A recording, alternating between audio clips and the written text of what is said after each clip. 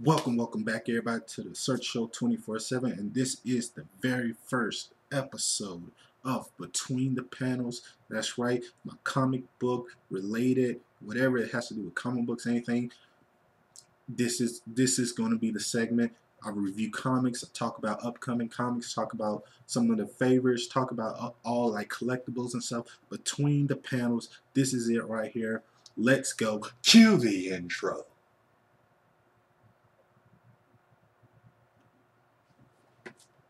Where's my intro, George? No intro. The people are waiting, George. I gave you 5 hours to do this. Fucking George. Alright, guys. Now, what I'm going to do for the first episode, I'm going to review the first 3 Scott Snyder, Greg Capullo, Jonathan Galpin of Batman's Death of the Family series 13, 14, and 15. I'm not going to review them single. I'm going to review them as a whole to, just save time. So that's what I'm going to do. Now, going into, Death of the Family, you heard so much about it, how this was just the epic return of, the Joker, and how he's back and he's ready for Batman, and he has a lot in store for Batman. So it was a lot of anticipation for Scott Snyder and his whole team working on this, because they came off such a great and such a popular story with the Court of the Owls Batman title before this one. So they're coming off with a lot of steam and a lot of momentum. So it going into this, you had a lot of expectations, because you was wondering like, oh, Death of the Family, what is this? Is somebody going to die? Who's going to die? Because it kind of took notes from like the original death of a family. Or I mean, Death in the Family. I'm sorry, Death in the Family, with the whole Jason Todd and stuff like that. So you wanted to know like who was going to be and what was surrounded, and it was very tight knit. A lot was it wasn't a lot of information leading up to it of like plots and stuff. It was just, it's coming, and when it comes, it's gonna give you one of these.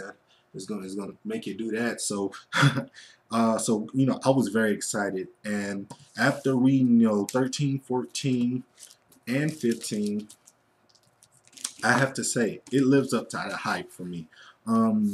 I took it upon myself to not look at other people's reviews and listen to other people about it until after I read it for myself. And from what I see, I think this storyline is a better storyline so far in its 3 issues that's been out. Is a better storyline than the Night of the Owl or the Court of Owls storyline. The Court of Owls storyline, don't get me wrong, was very good, but it kind of unraveled a little bit towards the end and stuff, and it kind of left you hanging a little bit. But that can always come back around, so I could be retracting my words later on. But for right now, these first 3 issues are just so well done. First of all, you have the the the main villain to any superhero, like the best villain to any superhero, which is the Joker, coming back from a year off, and a little bit different, because and he took his face off, and now he's got it back and stuff. So that right there is just interesting of itself, because you're like, well, damn, like for that whole year, where the hell was he without his face? I mean, it's got to be scabbing, it's got to be hurting, but this Joker is such a great character that when you found out that his face was torn up, or he ripped his own face off and he left it and he came back for it, you was like, I believe that. I can believe that that can actually happen to this character, and that says something about that character, because Joker is the type of character that will do something like that, and who can pull it off. I don't think another villain can pull off what the Joker is doing in this series so far, because he's such a lovable character. Hell, I love him so much. I got the tattoo of the guy right here. So I'm sorry, it's so glary, but yeah, I got the tattoo of the guy on my arm. So he is an important character to Batman, and to like just a villain. In a villain standpoint, he's just an important character to the comic book universe. So him coming back was very, very fulfilling. Just very like, oh man, Joker, he's back.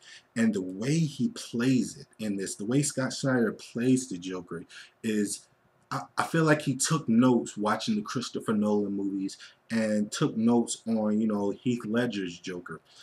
He saw that Heath Ledger's Joker can be very dark and gritty, but still be very charismatic. And that's what you want with the Joker. You want him to be dark and gritty and crazy, but still have that very charismatic thing. And I feel like, you know, over the years, Joker had that, especially in the animated series, and then he kind of lost it a little bit with other writers and stuff. But now I think he's gaining that back over the last couple years, you know, with The Dark Knight, and now with this Scott Snyder interpretation of the Joker. Is very well done. You see, he's only back for one reason. You know, he's only back because he feels like Batman has lost his step.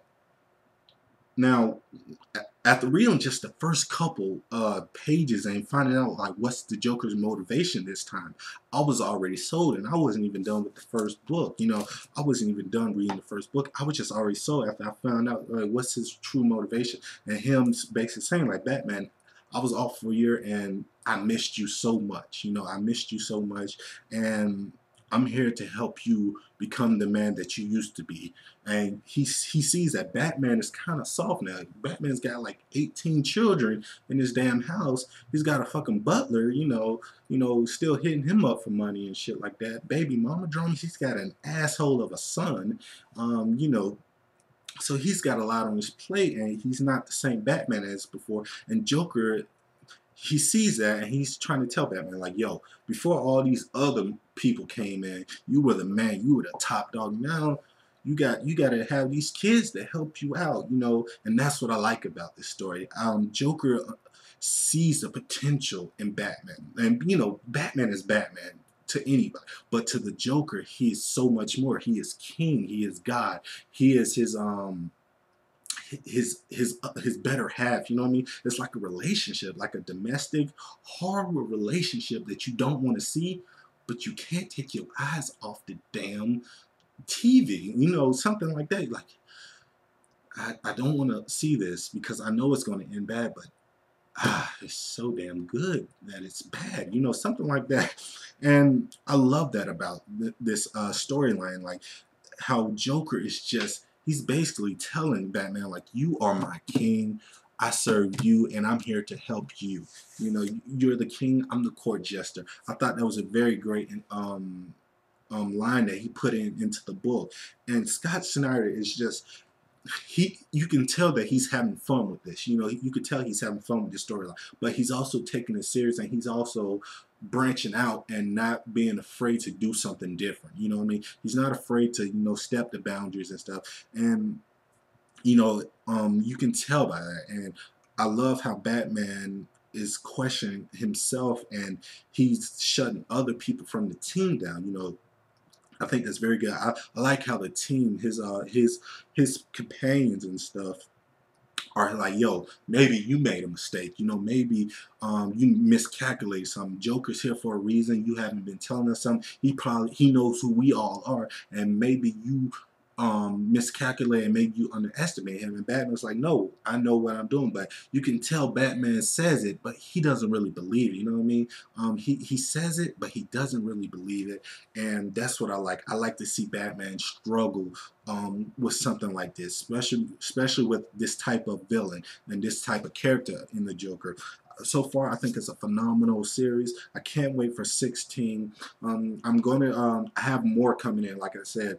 Since I moved, I had to hold back off on comics and stuff, but now I just spent a crap load of money on comics, like ridiculous amount. A reason why I probably don't have a girlfriend. I just spent a ridiculous amount of comics to ship to my house, all online. So when they get here, I'm going to read them all, give you reviews and that, but thank you guys for watching this first episode of Between the Panels. What do you guys think? Give me some other comic books to review, to talk about. Trust me, it's going to be way more than Batman stuff, I promise you. Kick-Ass, Hit Girl, you know, Red Hood and the Outlaws, you know, just a lot of stuff. And please like this video, comment, subscribe, tell me what you thought. And as always, guys, this is the Circus Show 24/7. Be easy.